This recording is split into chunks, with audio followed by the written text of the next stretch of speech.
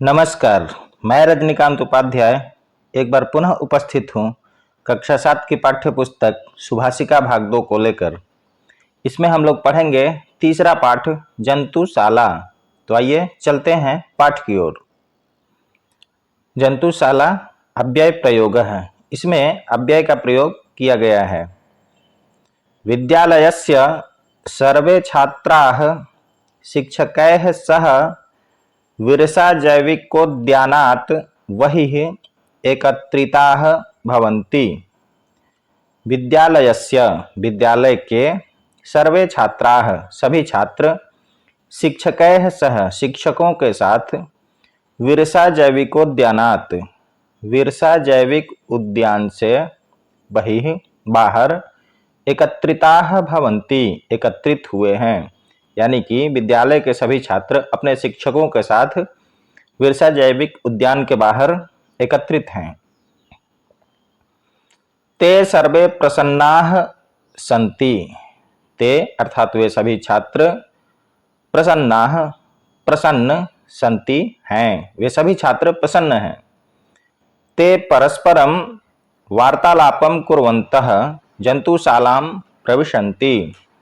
ते अर्थात वे छात्र परस्परम वार्तालापम आपस में बातचीत करते हुए जंतुशालाम प्रविशन्ति उस जंतुशाला में चिड़ियाघर में प्रवेश कर रहे हैं। आदित्य आदित्य नाम का छात्र है, बोल रहा है अपूर्वे पश्य जंतुशालायाः शोभा अतिरमणीया। हे अपूर्वे देखो चिड़ियाघर का जंतुशालायाः अर्थात चिड़ियाघर का शोभा सुंदरता अतिरमणीय बहुत ही रमणीय है। तब अपूर्वा बोल रही है आम हाँ जंतुशालायाः परिवेशः तु जंतुशाला अर्थात चिड़ियाघर का वातावरण तो वस्तुतः दर्शनीय एवं वास्तव में देखने लायक है। दीपक बोल रहा है अये अपूर्वे हे अपूर्वे पश्य देखो अयम गजः अस्ति यह हाथी है। एषः पृथिव्यां स्थलभागस्य विशालतमः पशुः अस्ति। एषः अर्थात यह हाथी पृथिव्यां स्थलभागस्य पृथ्वी यानी कि स्थल भाग के विशालतमः सबसे बड़ा पशु है। अर्थात पृथ्वी पर पाए जाने वाला यह सबसे बड़ा पशु है। अपूर्वा तब अपूर्वा बोल रही है तत्रापि पश्य वहां भी देखो सह वनराजः वह जंगल का राजा सिंहः शेर वृक्षस्य नीचैः वृक्ष के नीचे कथम राजा इव उपविशति कैसे राजा के समान बैठा है। जनाः तम मृगपतिः पंचाननः मृगराजः केसरी अपि कथयन्ति। वो देखो शेर जंगल के राजा वृक्ष के नीचे बैठा है।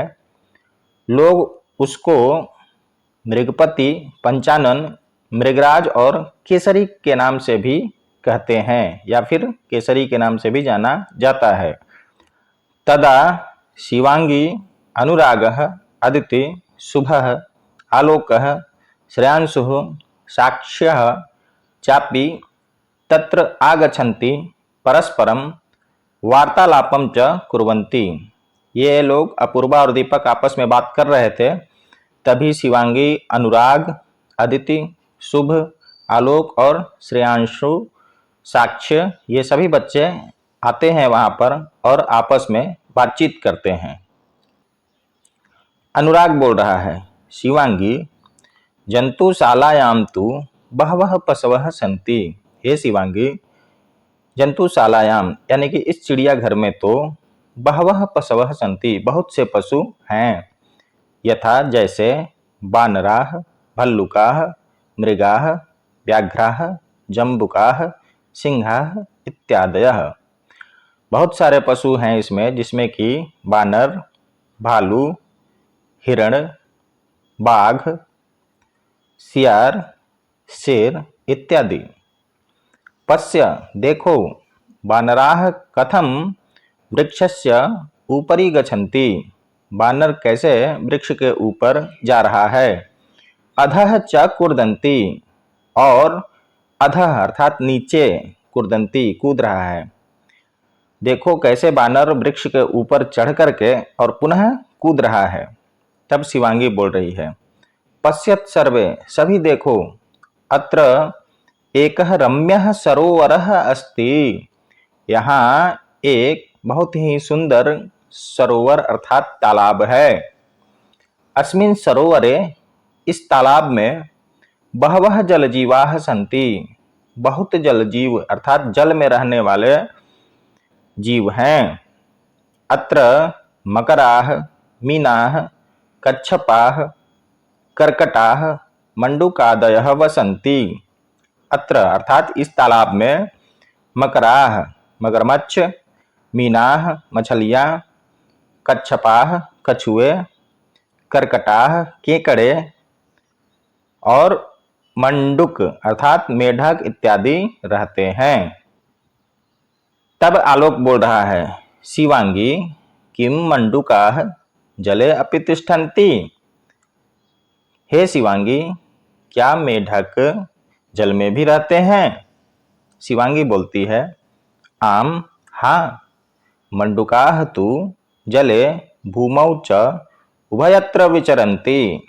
निश्चित ही मंडूक अर्थात मेढक तो जले भूमौ च, जल और पृथ्वी पर भी, उभयत्र दोनों जगहों पर, विचरन्ति रहते हैं। ते उभयचराः सन्ति, वे उभयचर हैं अर्थात उभयचर कहलाते हैं। क्यों उभयचर कहलाते हैं? क्योंकि पानी में भी रहते हैं और धरती पर भी रहते हैं। तब शुभ बोल रहा है, अदिति पश्य पश्य मृगस्य शोभाम, हे अदिति देखो देखो हिरण की शोभा देखो। कथम धावती सह, कैसे वह दौड़ रहा है। सर्वे बालकाः मृगस्य मनोहरम धावनम पश्यन्ति, सभी बालक उस हिरण के मन को अच्छा लगने वाला दौड़ रहा है उसको देख रहे हैं। उच्चैः करतल ध्वनिम च कुर्वन्ति, और जोर जोर से करतल ध्वनि अर्थात ताली बजाते हैं। शुभ शुभ बोल रहा है, अलम कोलाहलेन, अलम अर्थात बस करो, पर्याप्त है इतना, कोलाहल अर्थात शोरगुल। श्रेयांशु, तब श्रेयांशु बोल रहा है, तत्र तु अनेके पक्षिणः सन्ति, वहां तो अनेके पक्षिणः बहुत सारे पक्षी सन्ति हैं। यथा जैसे सूकाः तोते, पीकाः कोयल, कपोताः कबूतर, उल्लुकाः उल्लू, सारिका यानी कि मैना इत्यादयः। वहाँ देखो वहाँ तो अनेक पक्षी हैं, तोते हैं, कोयल हैं, कबूतर हैं, उल्लू हैं और मैना हैं। अदिति, तब अदिति बोलती है, श्रेयांशो किम अत्र सर्पाः अपि सन्ति, हे श्रेयांश क्या यहाँ पर सांप भी हैं। श्रेयांशु बोलता है, आम तत्र चलत, हाँ वहाँ चलो। तत्र अनेके सर्पाः सन्ति, वहाँ अनेकों सर्प हैं। एते सर्वे अनेक वर्णाः भवन्ति, और ये विभिन्न रंगों के होते हैं। साक्ष्य बोल रहा है, शुभ पश्य अयम अजगरः अस्ति, हे शुभ देखो यह अजगर है। अयम तु अति विशालः अस्ति, यह तो अत्यंत विशाल है। तब शुभ बोल रहा है, आम हाँ, अयम तु अति विशालः भयंकरः च अस्ति, यह तो विशाल है और भयंकर भी है। शिक्षकः, शिक्षक बोल रहे हैं, वयम पुनः अत्र आगमिष्यामः, हम लोग फिर से यहाँ आएंगे। इदानीं चलत, इस समय चलो। सायंकालः भवति, संध्या का समय हो गया है। सर्वे सभी, सभी छात्र बोल रहे हैं, आम हाँ, चलामः चलिए। सर्वे वशयानम प्रति गच्छन्ति, सभी अपने बस की ओर चले जाते हैं। इस प्रकार से बच्चों आपका पाठ समाप्त हुआ। अब आइए प्रश्नोत्तर देखते हैं। पहला प्रश्न है पदानी बोधत, शब्दों को जाने, पुस्तक में दिया गया है, आप उनके अर्थ को देख लेंगे, समझ लेंगे। दूसरा प्रश्न है आम अथवा न माध्यमेन उत्तरत, हाँ या ना में उत्तर देना है। जंतुशालायाम बहवः पशवः वसन्ति, जंतुशाला यानी कि चिड़ियाघर में बहुत पशु रहते हैं, तो रहते हैं इसलिए आम। छात्राः चलचित्रं द्रष्टुं गच्छन्ति, छात्र चलचित्रम यानी कि फिल्म देखने, मूवी देखने के लिए जा रहे हैं, तो वो तो चिड़ियाघर में गए थे इसलिए लिख देंगे न। जंतुशालायाम बानराः नृत्यन्ति, जंतुशाला में चिड़ियाघर में बानर नाच रहे थे, तो बानर कूद रहे थे इसलिए यहाँ भी लिख देंगे न। अजगरः तु अति लघु भवति, अजगर तो छोटा होता है, अत्यंत छोटा होता है, विशाल होता है, इसलिए यहाँ भी लिख देंगे न। जंतुशालायाम अनेके पक्षिणः भवन्ति, चिड़ियाघर में अनेकों पक्षी होते हैं इसलिए आम। एक पदेन उत्तरत, एक शब्द में उत्तर देना है। के प्रसन्नाः सन्ति, कौन प्रसन्न हैं, तो सभी प्रसन्न हैं, सभी छात्र, तो लिख देंगे सर्वे। गजः कीदृशः पशुः अस्ति, हाथी कैसा पशु है, यहाँ लिख देंगे विशालतमः, सबसे विशाल पशु है। वनराजः कः अस्ति, जंगल का राजा कौन है, तो इसका उत्तर है सिंहः, शेर। कस्याः शोभा अतिरमणीया, किसकी शोभा अत्यंत रमणीय है, तो जंतुशालायाः अर्थात चिड़ियाघर की शोभा। कः मनोहरम नृत्यति, कौन सुंदर नाचता है, तो मोर नाचता है इसलिए लिख देंगे मयूरः। पूर्ण वाक्येन उत्तरत, पूरे वाक्य में उत्तर देना है। सर्वे छात्राः कुत्र एकत्रिताः भवन्ति, सभी छात्र कहाँ पर एकत्रित हुए हैं, उत्तर होगा सर्वे छात्राः विरसा जैविकोद्यानात् बहिः एकत्रिताः भवन्ति, सभी छात्र बिरसा जैविक उद्यान के बाहर एकत्रित हैं। जनाः सिंहं किम कथयन्ति, लोग शेर के बारे में क्या कहते हैं, तो जनाः सिंहं, सिंह को, मृगपति, पंचाननः मृगराजः केसरी अपि कथयन्ति, लोग शेर को मृगपति, पंचानन, मृगराज और केसरी भी कहते हैं। सरोवरे के जलजीवाः सन्ति, सरोवर में अर्थात तालाब में कौन कौन जल जीव हैं, तो लिख देंगे सरोवरे मकराः मीनाः कच्छपाः कर्कटाः मंडूकादयः जलजीवाः सन्ति, सरोवर में मगरमच्छ, मछलियाँ, कछुए, केकड़े और मेढक इत्यादि जलजीव हैं। जंतुशालायाम के पक्षिणः सन्ति, चिड़ियाघर में कौन कौन से पक्षी हैं, इसका लिखेंगे जंतुशालायाम चिड़ियाघर में सूकाः, पीकाः, कपोताः, उल्लुकाः, सारिकाः इत्यादयः पक्षिणः सन्ति, चिड़ियाघर में तोते, कोयल, कबूतर, उल्लू और मैना इत्यादि पक्षी हैं। बालकाः किम किम दृष्ट्वा करतल ध्वनिं कुर्वन्ति, बालक क्या देख करके ताली बजाते हैं।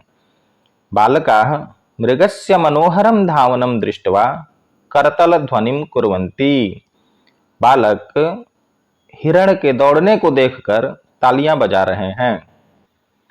पांचवा प्रश्न है रेखांकितानि पदानि आधृत्य प्रश्न वाक्यानि लिखत, रेखांकित शब्दों को आधार बना करके प्रश्न बनाने हैं आपको। मंडूकाः जले तिष्ठन्ति, यहाँ पर मंडूकाः रेखांकित है तो इसको हटा देंगे और इसके जगह पर हम प्रश्नवाचक शब्द लगाएंगे। मंडूकाः जले तिष्ठन्ति, मेढक जल में रहते हैं, तो प्रश्न बनाएंगे कौन जल में रहते हैं, के जले तिष्ठन्ति और प्रश्नवाचक चिन्ह लगा देंगे। जंतुशालायाः परिवेशः दर्शनीयः भवति, चिड़ियाघर का वातावरण देखने योग्य होता है, तो यहाँ पर प्रश्न बनेगा किसका वातावरण देखने योग्य होता है, तो किसका का लिख देंगे संस्कृत कस्याः परिवेशः दर्शनीयः भवति। छात्राः बस यानेन गच्छन्ति, छात्र बस यान के द्वारा यानी कि बस के द्वारा जाते हैं। तो बस यानेन के जगह पर हमको प्रश्नवाचक चिन्ह लगाना है। तो यहाँ पर प्रश्न बनेगा छात्र किसके द्वारा जाते हैं या किससे जाते हैं। लिखेंगे छात्राः केन गच्छन्ति, सर्वे मयूरस्य नृत्यं पश्यन्ति, सभी मोर के नृत्य को देखते हैं। तो यहाँ पर प्रश्न बनेगा किसके नृत्य को देखते हैं। सर्वे कस्य नृत्यं पश्यन्ति, सरोवरे बहवः जलजीवाः सन्ति, सरोवर में बहुत जलजीव हैं। तो प्रश्न बनेगा कहाँ पर जलजीव हैं। कुत्र बहवः जलजीवाः सन्ति। छठा प्रश्न है मंजूषातः अव्यय पदानि चित्वा वाक्यानि पूरयत। मंजूषा में अव्यय पदों को चुन करके और वाक्य को पूरा करना है। ये ऊपर जो दिए गए हैं अव्यय पद हैं। अव्यय पद वैसे होते हैं, अव्यय वैसे शब्द होते हैं जो किसी भी समय में, किसी भी वचन में अर्थात किन्हीं परिस्थितियों में ये शब्द बदलते नहीं हैं। इसके बारे में हम अलग से व्याख्या करेंगे। एक उदाहरण दिया है वृक्षस्य ऊपरी खगाः वसन्ति। तो यहाँ पर अव्यय शब्द है ऊपरी अर्थात ऊपर, वृक्ष के ऊपर चिड़िया रहते हैं। सह वनराजः सिंहः वृक्षस्य, यहाँ भर देंगे नीचैः कथम राजा इव उपविशत। वह वनराज शेर वृक्ष के नीचे कैसे राजा के समान बैठा है। विवादेन, तो यहाँ पर होगा अलम, अलम विवादेन, बहुत विवाद हो गया, पर्याप्त है, बस करो। वर्षा काले गृहात् बहिः मा गच्छ, वर्षा के समय में घर से बाहर नहीं जाना चाहिए। तो यहाँ पर बहिः भरा गया है।